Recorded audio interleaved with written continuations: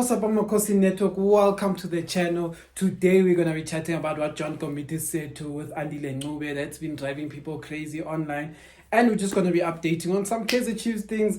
It's interesting seeing the Kaizer Chiefs videos that they're posting on things like Instagram and seeing Miguel integrating within Kaizer Chiefs. But before we get into that, please like, comment, and subscribe.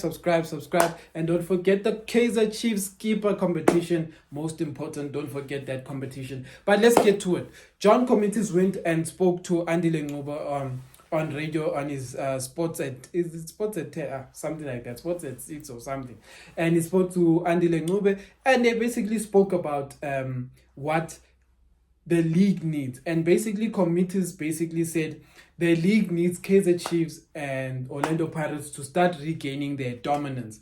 This is what he said. He said they need to start regaining their dominance, they need to start winning titles, and when that happens, actually all the other smaller teams in the league actually start to eat, they actually start to make money, and the league starts to become more attractive to sponsors. And what then happened is that after he said that, social media went crazy. People, especially Sundowns fans, were saying he must retract his statement and all of those things.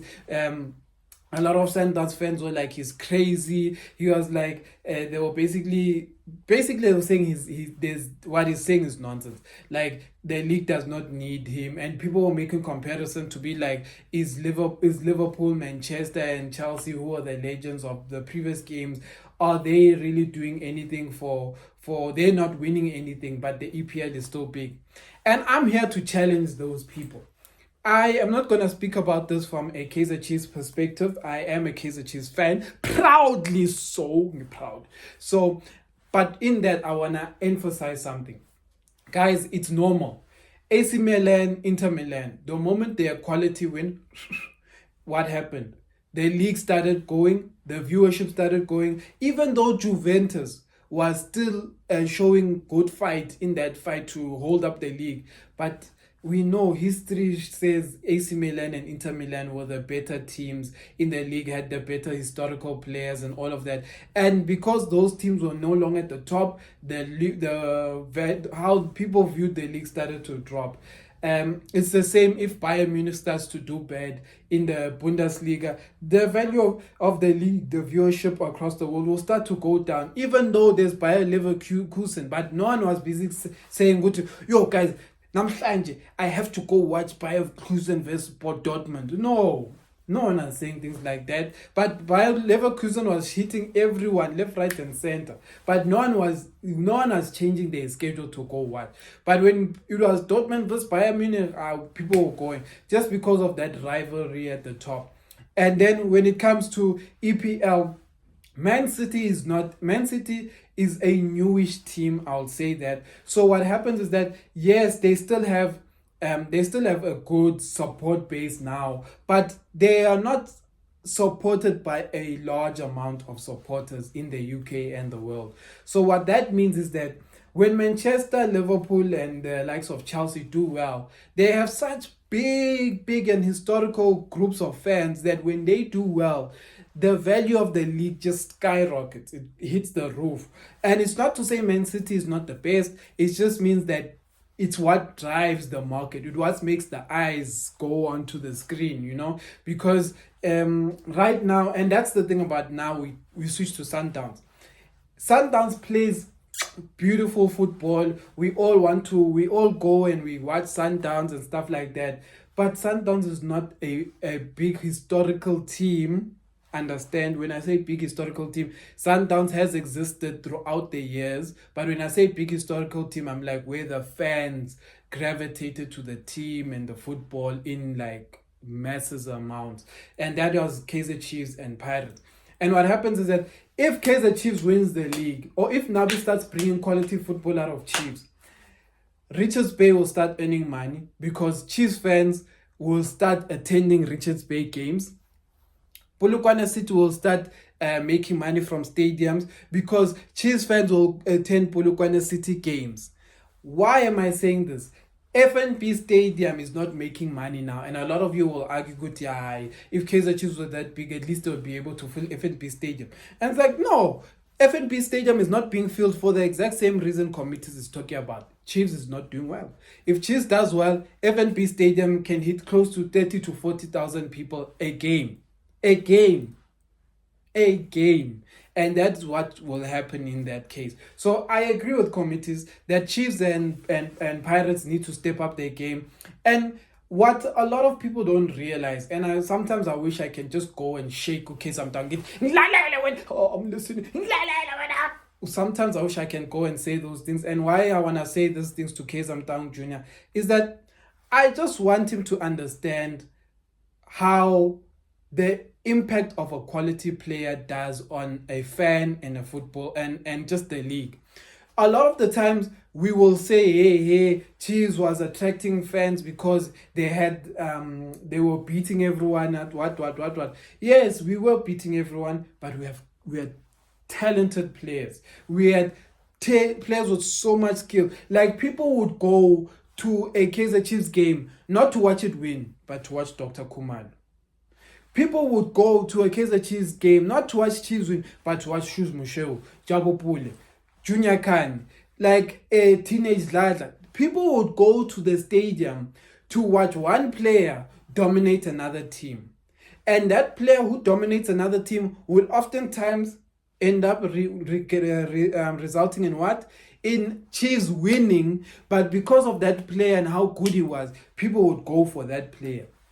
And that is what Chiefs is lacking. Chiefs is lacking that player. And we as fans are putting this tag of a quality player on youngsters. And we're putting this tag on quality player on players who have not even proven themselves elsewhere. For example, we want to put this tag of saying quality player, someone who's going to make you go to the stadium, on Mfundo Villegas. Mfundo has not proven anything yet, but he will. And that's one thing we know. Mfundo will get there. But he isn't that person who you can put on a billboard and say, you will attract fans. But he will get there, and it also requires quality coaching. So what Chiefs needs right now is quality coaching and quality signings. When people were watching Chiefs during the Mbesuma era, no one really knew who Mbesuma was. But the moment he started shepherding goals left, right, and center, and then people were like, yo, tsunami, because that's what we used to call him, Mbesuma. Then that's the person who you started going to the stadiums for. You started going for shoes. Skarangobese. Yo.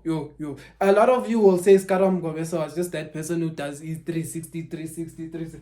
Yeah, Baba, Skarangobese pass, Baba. Skarangobese was winning titles as Supersport United. What Skarangobese was doing to them. Skarangobese began with this Supersport. I don't know what Supersport did to that guy, but that guy loves Supersport United. But anyway.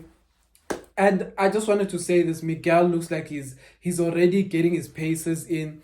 I saw the guy breathing very heavy, so I don't know if his fitness is right, but there's still a lot of time. And the one thing I wanted to add about this before I finish this video is, I was looking at the preview. I'm sure all of you have seen that Kaizer Chiefs apparently beat another Angola team. Hey, we love Angola. Beat another Angola team 2-0. And Saile scored and Dudley scored. Well done, debut goal. But and someone funny enough said on Twitter that Chiefs seems to win games when the games are not televised, because we know when they had preseason in Europe, they were winning games, but they were not televised.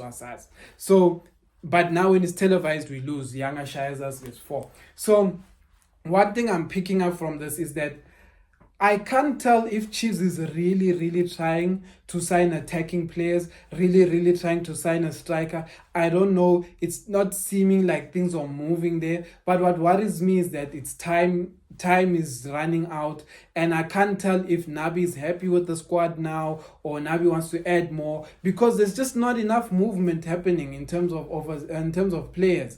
So I can't tell what's happening with Chiefs right now. And I can't tell if Nabi is happy with the squad. We don't have that information. Each week, we just hear about defenders. But who's going to put the ball in the net? Yes, Christian Saile scored in the friendly. And a lot of you will know me. I like Christian Saile. I just think he's the kind of player that needs the right coaching. He's the kind of player that just needs the right coaching, the right mentors, the right people around him, and he will be right. Because why am I saying this? Christian Saile is arguably the fastest player in the league.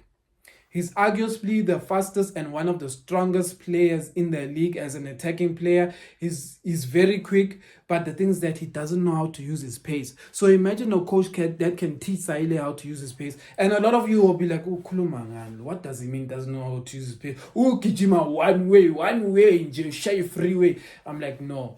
You guys don't understand. Christian Saile doesn't know how to use his pace. Christian Saile, if this is the last line of defense, Christian Saile wants to stand with the defender. And when they pass him, he wants to then run when they pass him. So oftentimes it's often 50-50 with the player. Then he leaves the player last minute. But he shouldn't be doing that. If this is the last line of defense and Christian Saile is here, he mustn't stand with the defender. He must make a run and then quickly like sprint through. Then whoever's passing just has to lob the ball. These ones are not they can't get their speed right. Then Christian Saile is one-on-one. It's easy tap ins, it's easy passes in, instead of him rushing. Because every time he rushes, it's because he starts to run with this person. He outruns the person, but the person's not too far behind. And because when the person's not too far behind, it makes him nervous and he rushes a shot. So that's why. And if a lot of you think I'm talking nonsense, then one thing's for sure. You have not watched how Reyners scores his goal. You have not watched how Richard Henyekani, most important, Richard Henyekani used to score his goals at Golden Arrows. Richard Henyekani never used to stand with the defender. The last defender. He never used to stand with the last defender. Richard Henyekani used to start over there and then do his run and pass the last defender. But by the time he passes you, there's no way you will catch him. You will have a one-on-one as opposed to Kofi. That's what I'm talking about. Kaizer Chiefs. Amakhosi.